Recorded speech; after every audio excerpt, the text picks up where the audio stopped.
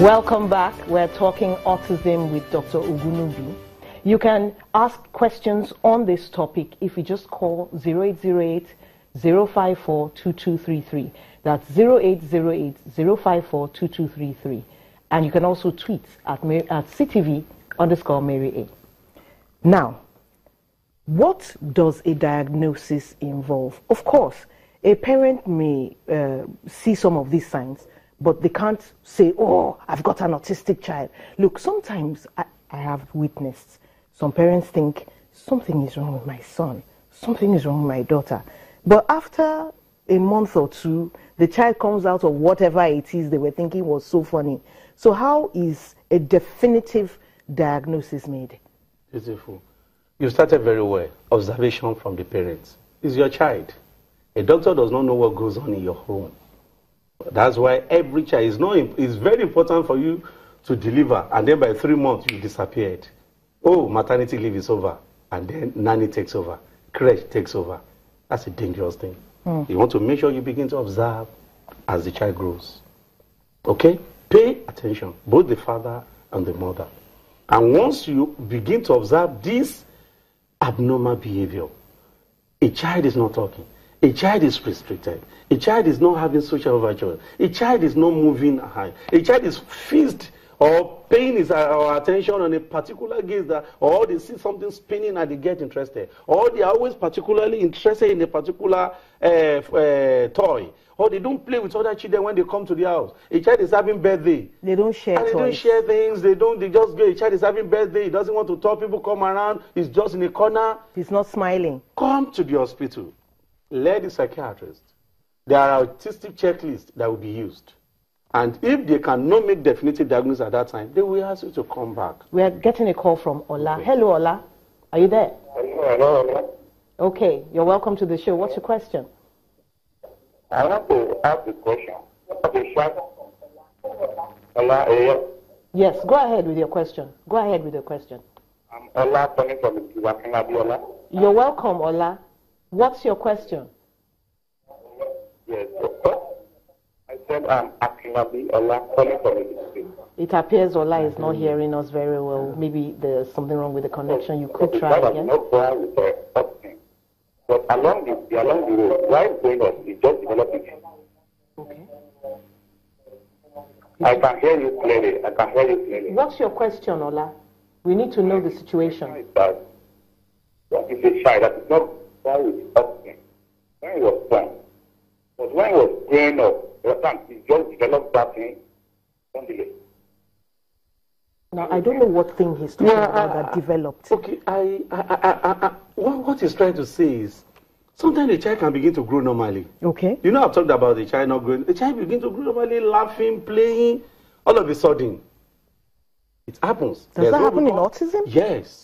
Why the regression? Yeah, it is also people. There have been a lot of theories. People have talked about at that time the brain neurons are still taking some of those things. Then when the capacity to handle greater things now come for the brain neurons, that is the wire in the brain, to make it simple. Now the capacity is not able to, so you begin to see. So, for example, in childhood disintegrative disorder, you see the child losing all the functions. But then, so it's possible what that happens to the use it or lose it theory? At least the parents are now engaging this child. No, don't forget that the child was growing normally, so they didn't know. So there was nothing to engage anyway. So everybody has gone to rest. Happy-go-lucky, he's playing, he's doing everything. Okay. All of a sudden, they begin to observe. So that can also happen.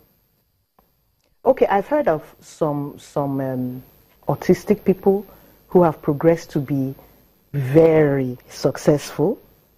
It's difficult to imagine, but help me here. They've even gone to be something of overachievers, better than the normal person. Can you explain that? Yeah, that's it. Don't forget we're talking about spectrum. And we said autistic spectrum disorder. So you are likely talking, don't forget I also said in typical autism, there's tendency for them to also be mentally retarded. Okay. But in Asperger, which is also a part of autistic spectrum, they are good. The IQ is good. It's only an area of, for example, social problem. So you may see them become brilliant lawyers, engineers and co, but they may not be able to form bond. They may not be able to form everlasting or long-lasting relationship. They may be social isolators. They may be single for the rest of their life. But if they are able to now identify their problem, they also can go to psychologists. If you watch Boston Legal, you will see that a particular guy was having Asperger, and then he was able to contact a sex therapist who was able to help him to form bond. The person can actually realize there's a problem and try and engage the psychologist. Okay, there's another call coming in. Hello. That's Kunle calling from Ogun State. Hi, Kunle. Hello. Hello, Kunle. What's your question? Hello. Hello, good afternoon. Go on, go on. Hello, good afternoon. Good afternoon. Yeah, I just want to I want to ask a question. I know someone, of course, he is a graduate of computer science, but we just discovered that towards the end of his program at the university, he was behaving somehow. For instance, if you give him an assignment to do, he may walk up to a point, and all of a sudden he will just abandon the whole thing and leave. So could that also be traced to autism? Because till now, he's at home, he's not been able to do anything. Even if you leave him at home, he will just move around the house, scatter the whole place, even without the parents. So I don't know if that can also be linked to autism, and what do you think the parents should do? Thank you, Kunle. Thank you, Kunle. That's a graduate of computer science, suddenly gets disinterested. Could that be depression? Well, and another, you're a psychiatrist. We should be giving you the honorary. You see, the truth is people should not miss some of other psychiatric conditions with autism. And that is why you cannot diagnose this thing by yourself at home. That's right. And you cannot go to imam or pastor or traditional healer. It is not a matter of anybody. So you need to first of all come to the hospital. We will keep autism in our hand. That's why we have differentials. Yes. We will look at, can it be a psychotic disorder? Can this be depression? Is this person delusional? Is this person having autism? We will look at it. So we cannot say this is, but that person he has mentioned ought to say psychiatrist. Yes, and quickly too. Because that's disruptive behavior, right? Yeah, because the longer he stays, he can injure himself, he can injure people around, and we don't know, maybe he's hearing voices who's telling him scatter the house, do everything. So it's better, and they should not say, oh, psychiatrist, oh, this one is not mad. The people should know there's not only somebody walking on the road. You know, I will always use that opportunity anytime I come here to say that 1% incident is schizophrenia. That is the man, the woman you see on the road wearing tattered clothes, walking naked on the road, eating rubbish from the dustbin. But that is 1%. When we talk of psychiatric conditions, psychic, the mind, anytime it goes awry, it can give birth to many other things like depression, anxiety, fear, all these things, and they are still part of mental illness. So this one he has mentioned now, you should not say, oh, but it's not wearing rag. So that means just probably not on autism, but call for concern. A cause for concern, yeah. It's not normal for someone to just stop and then be at home. If a couple has an autistic child, they notice maybe 1 year, 6 months, or 2 years, there's a problem. Should they be thinking of having another child? Is this something that, you know, you have these odds, like, oh, you've had an autistic baby, the odds that you're going to have another one are high? Does that work here? Yeah, the truth is that there's genetic transmittability. That is, it can be transmitted.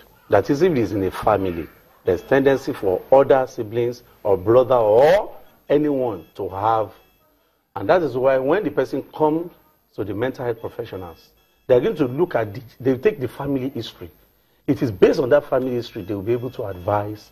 If it is very preponderant, then they'll be able to say, well, what are your decisions in life? You've had two, I think you should stop now and go. So it is still a decision that professionals, based on that individual family, that they are looking at. Okay, thank you very much for coming to the show.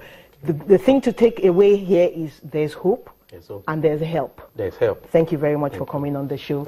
And thank you for being with us on the show. You've been wonderful. All those who called, Ola, Kunle, and all those who kept trying, have a wonderful day. I'm Mary Alale Yusuf.